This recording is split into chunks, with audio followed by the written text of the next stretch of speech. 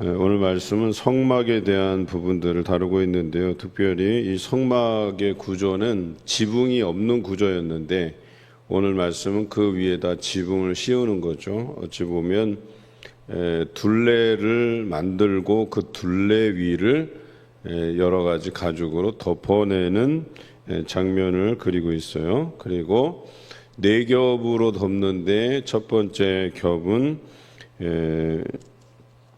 가늘게 꼰 배실, 청색, 자색, 홍색 실로 이렇게 뭐랄까요? 정교하게 수놓은, 수놓다 그러면 여러분들 뜨개질처럼 그렇게 생각하시면 좋을 것 같은데, 그래서 가로 세로로 해서 수를 놓아서 만든다라고 하는 것이죠.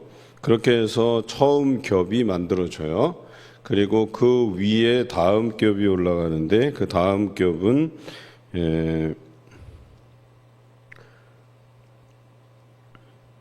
염소와 양을 희생제물로 삼고 거기에서 얻어진 것, 즉 흰천이죠.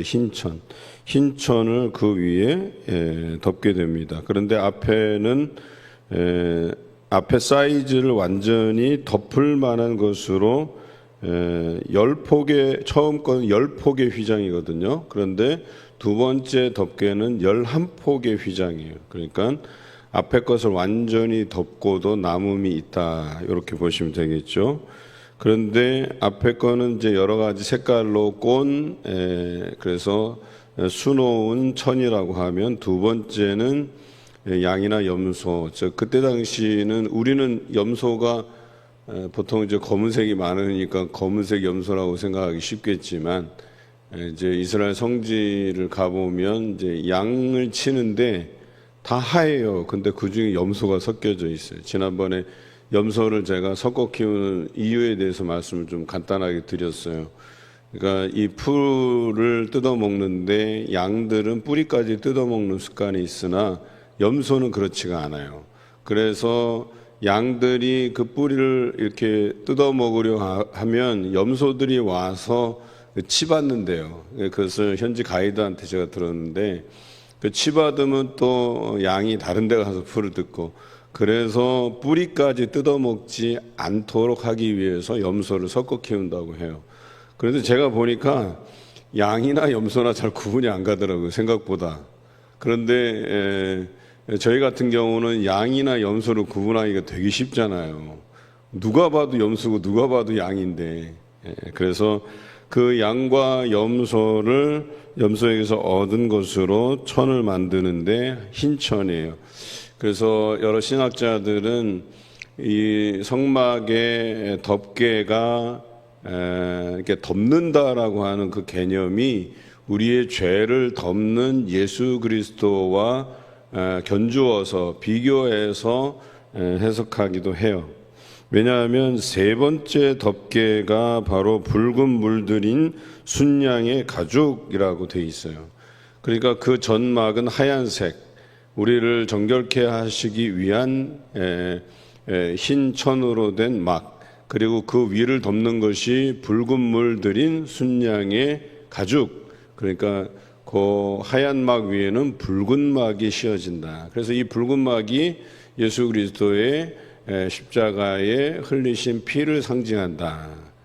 왜냐하면 흰천이건 붉은 물들인 순양의 가죽이건 이것이 다 희생을 의미하거든요. 그래서 양과 염소를 죽여서 그것에서 얻은 가죽으로 그 위에 씌운다라고 하는 것이죠. 그래서 이것이 그리스도의 우리의 죄를 덮으시기 위한, 그래서 성막으로 덮다라는 개념, 흰색, 그리고 그리스도의 피를, 몸과 피를 상징하는 붉은 순양의 가죽으로 덮개를 만든다, 이렇게 되어 있어요.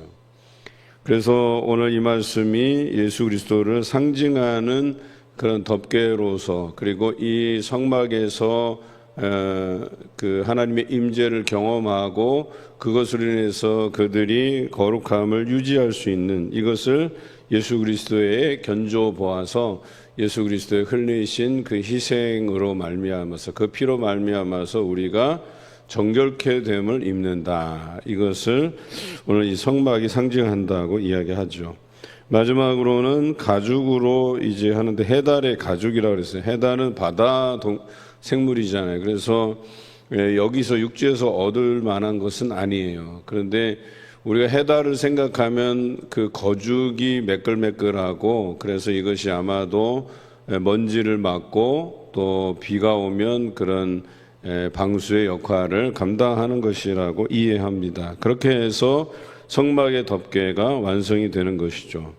그래서 오늘 이 성막의 완성을 보면서 우리 자신들이 생각해야 될 것은 이것을 예수 그리스도와 견주어 본다.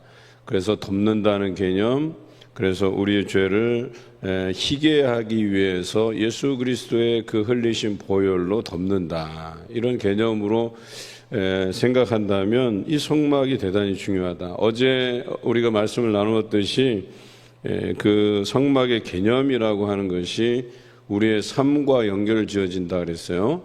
그래서 한 곳에서 지어진 솔로몬의 성전과 다르게 성막은 이스라엘이 광야를 진행하는 동안 움직이는 성막이었단 말이에요. 짓고 허물고 짓고 허물고 해서 그들이 진행할 때마다 그들의 진행하는 그 진영의 한 가운데 세워진 성막임을 우리가 기억해야 돼요. 그러니까 우리 삶과 대단히 밀접하다. 그러면 어제 말씀과 오늘 말씀을 우리가 이어서 생각하면 이 성막이 우리 중심 가운데 있는데 그 중심에 그 성막을 이루고 있는 그 덮개에 대한 용도를 생각하면 오늘날의 우리의 삶의 중심에 예수 그리스도를 모시고 살아가는, 그리고 예수님께서 우리 죄를 희게 하시기 위해서 흘리신 그 붉은 보혈에 대한 것들을 생각나게 한다라고 하는 것이죠.